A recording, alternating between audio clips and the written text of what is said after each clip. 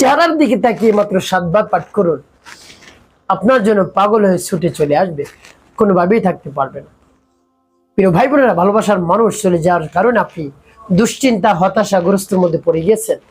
খাওয়া, ঘুম, গোসল সব বন্ধ হয়ে গিয়েছে। কি করবেন এমত অবস্থায়?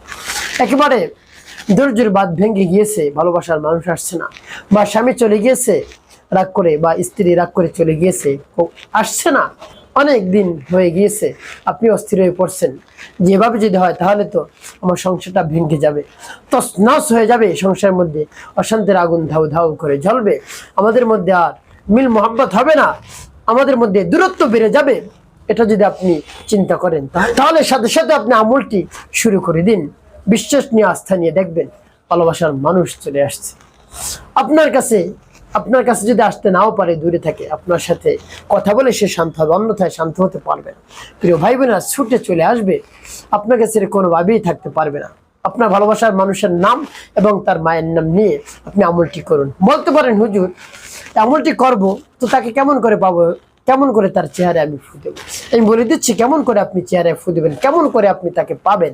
তো প্রিয় ভাই বোন, আমলটি কখন কিভাবে করবেন, কোন নিয়মে করবেন, আমলটি করে কিভাবে উপকৃত হবেন বলে দিচ্ছি। তাই বিস্তারিত জানার জন্য, আমলটি শিখে রাখার জন্য ভিডিওটি না টেনে না কেটে ধৈর্য এবং মনোযোগ সহকারে শেষ পর্যন্ত আপনি দেখতে থাকুন, তাহলে সঠিক নিয়মে আপনি আমলটি করতে পারবেন। আর যদি টেনে টেনে কেটে কেটে দেখেন, অনেক জায়গা বাদ পড়ে যাবে, সঠিক নিয়মে আপনি আমলটি করতে পারবেন না।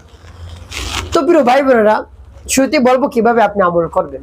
উত্তম রূপে পবিত্রতা অর্জন করবেন। এরপরে পবিত্র একটি স্থানে বসবেন, কিবলামুখী হয়ে নির্জনে বসে সর্বপ্রথম জীবনের গুনার কথা স্মরণ করে ক্ষমা প্রার্থনা করবেন। আস্তাগফিরুল্লাহ, আস্তাগফিরুল্লাহ, আস্তাগফিরুল্লাহ, বা পূর্ণ ইস্তিগফারটি আপনি পাঠ করতে পারেন। আস্তাগফিরুল্লাহ রাব্বি মিন কুল্লি যামবি ওয়া আতুবু ইলাইহি লা হাওলা ওয়ালা কুওয়াতা ইল্লা বিল্লাহিল আলিয়্যিল আযীম। এবং যখন পাঠ করে হয়ে যাবে, এরপর 3 বার দুরূদ শরীফ সাল্লাল্লাহু আলাইহি ওয়াসাল্লাম, সাল্লাল্লাহু আলাইহি ওয়াসাল্লাম, সাল্লাল্লাহু আলাইহি ওয়াসাল্লাম, ইস্তিগফার দুরূদ শরীফ পাঠ করা হয়ে গেলে এরপরে আপনি কি করবেন? এরপরে আপনি সেই দোয়াটি পাঠ করবেন ভালোবাসার মানুষের চেহারার দিকে তাকিয়ে। প্রিয় ভাই বোনেরা, বলতে পারেন, হুজুর তাকে কেমন করে আমি দেখবো? আমি বলে দিচ্ছি। আমলটি যখনই শুরু করবেন, চোখ দুটো বন্ধ করবেন, বন্ধ করে আপনার ভালোবাসার মানুষের নাম নিবেন, তার মায়ের নাম নিবেন, এবং তার কর্মকাণ্ড আপনি কল্পনা করবেন। সে কোথায় যেত, কোথায় খেত, কোথায় ঘুমাতো, এভাবে আপনি কল্পনা করবেন। এভাবে স্বামী যদি আমল করে, স্ত্রীর কথা স্মরণ করবে, স্ত্রী যদি আমল করে, স্বামীর কথা স্মরণ করবে। যখন করবে, চোখ বন্ধ করে দেখবেন চোখের সামনে চেহারা বেশি উঠছে। আপনি চোখ বন্ধ করা অবস্থায় আমলটি চালিয়ে যাবেন। তো প্রিয় ভাই বোনেরা, যতক্ষণ আমলটি শেষ না হবে ততক্ষণ চোখ বন্ধ রাখবেন।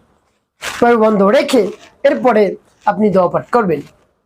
যখন দোয়া পাঠ করবেন, রব্বি কারিমের কাছে বলবেন, আল্লাহ, যে সমস্যা সমাধানের জন্য আমলটি করতেছে আপনি তো জানেন, আপনি আমার আমলকে সময়কে কবুল করুন আর সমস্যা সমাধান করে দিন। এভাবে মন খুলে প্রাণ ভরে বিশ্বাস নিয়ে আকুতি মিনতি করে রব্বি কারিমের কাছে বলবেন। এরপরে দোয়াটি পাঠ করবেন। দোয়াটি পাঠ করে পরবর্তী কি করবেন বলে দিচ্ছি, আগে দোয়াটি বলে নিই। বিসমিল্লাহির রহমানির রহিম। وألقيت عليك محبة مني وألقيت عليك محبة مني وألقيت عليك محبة مني। এভাবে যখন পাঠ করা হয়ে যাবে, এরপরে আপনি একটু ফু দিবেন, তারপর আপনি আবার পাঠ করেন। বিসমিল্লাহির রহমানির রহিম।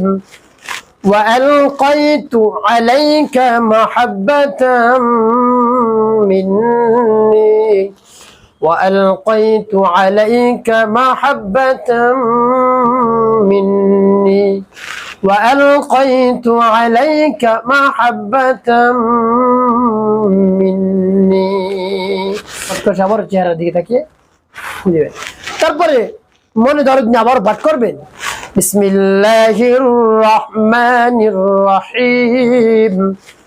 وألقيت عليك محبة مني وألقيت عليك محبة مني وألقيت عليك محبة مني।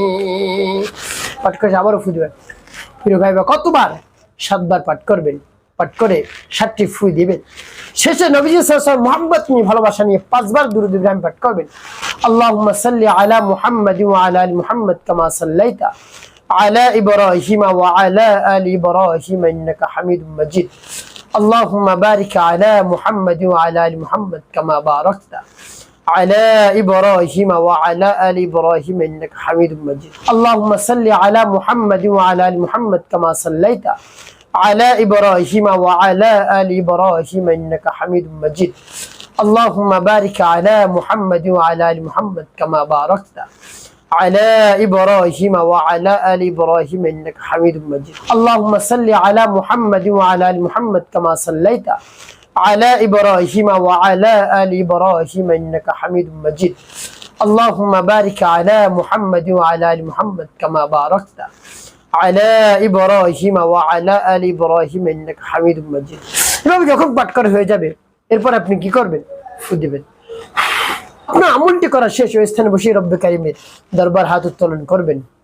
আকুতি মিনতি করে বিনয়ের সাথে নম্র সুরে আল্লাহ রাব্বুল আলামিনের বরত্ব প্রকাশ করে প্রশংসা করে বলবেন, চাইবেন, সাথে সাথে কাজ হয়ে যাবে, দরখাস্ত কবুল হয়ে যাবে ইনশাআল্লাহ। প্রিয় ভাই বোনেরা, একটি কথা মনে রাখতে হবে, 5 ওয়াক্ত নামাজ আদায় করতে হবে, মানুষের কল্যাণে খিদমতে কাজ করবেন। অবশ্যই আপনার জীবন সুখময় হবে, শান্তিপূর্ণ হবে ইনশাআল্লাহ।